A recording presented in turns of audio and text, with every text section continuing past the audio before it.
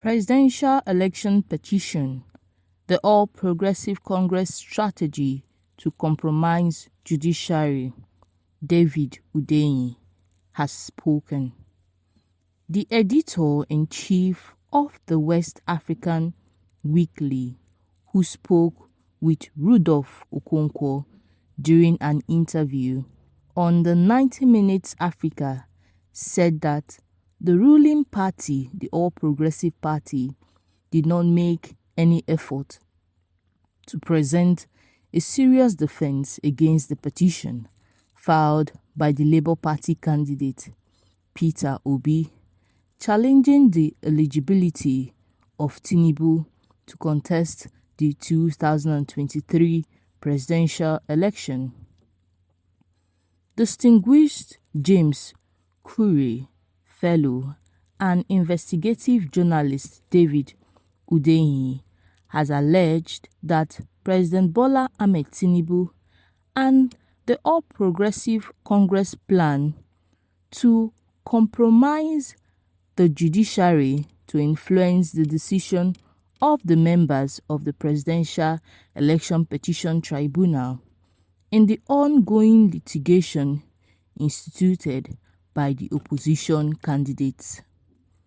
The editor-in-chief of the West African Weekly, who spoke with Rudolph Okonkwo during an interview on the 90 Minutes Africa, said that the ruling party did not make any effort to present a serious defense against the petition filed by the Labour Party's candidate Peter Obi, challenging the eligibility of President Bola Ahmed Tinubu to contest the election held in 2023.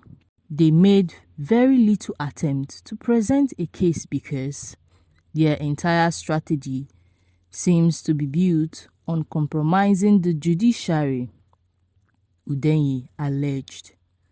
Hundeyin, the recipient of the 2020 People Journalism Prize for Africa, said the ruling party's strategy is to either use money to bribe the judges or outrightly intimidate them.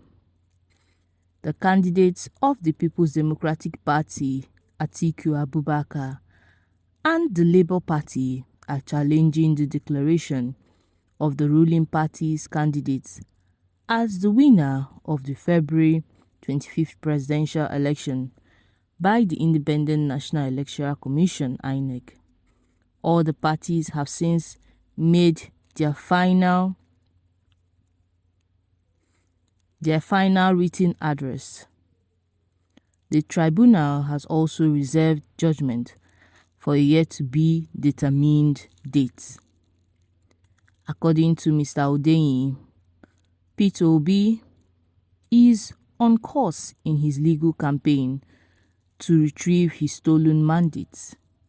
He, however, noted that the tendency of the country's judiciary to rely on flimsy technicalities may make it difficult to predict an outcome. But Nigeria, being as it is, it means anything can happen. The judges may agree with the submissions of Peter Obi and the Labour Party, but still give judgment against them based on technicalities. We have seen all sorts happen in Nigeria. The author of The Jungle, a personal journey with the infant terrible of Nigerian journalism, Hundeyin said. According to Mr. Hundeyin, Peter Obi is on course in his legal campaign to retrieve his stolen mandate. He, however, noted the tendency of the country's judiciary to rely on technicalities. David Hundeyin, rather, is a Nigerian journalist, an activist, and an author. He founded the West African Weekly, a substract newsletter. He is a Nigerian and a journalist by occupation. Hundeyin initially studied mass communication at Nigerian University before going overseas to study creative writing at the University of Hull and graduating in 2011. After working several jobs, including a contract position at KPMG, he returned home to Nigeria in 2013. Hundeyin is an investigative journalist. His reporting styles, at times open-sourced, has won him multiple awards but also earned him criticisms.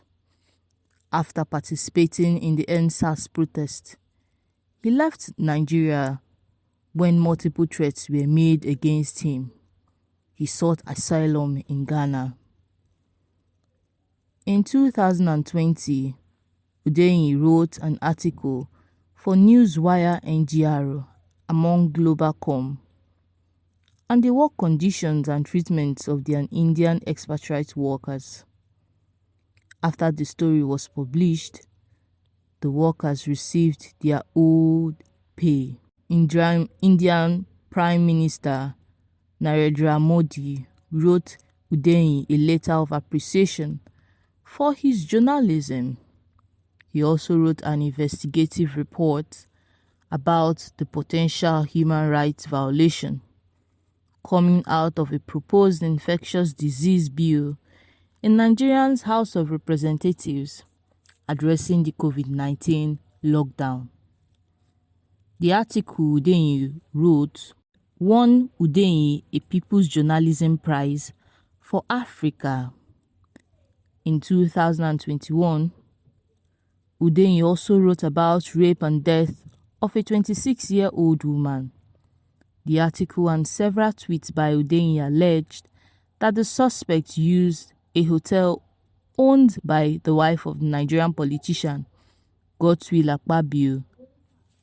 Akpabio demanded a retraction from Hundeyin because he believed the publication gave the impression that the couple was complicit in the crime and threatened a lawsuit. Hundeyin received a grant from Substract Local to start the newsletter West African Weekly on its platform in 2021. He attributed this publishing change to creative and editorial freedom it afforded him. He accused Global.com, a telecom company, of throttling access to the Newswire NGR site after his report came out and said that the website would always get cyber attacks after he writes a story. His newsletter would be delivered to his subscribers directly through email instead.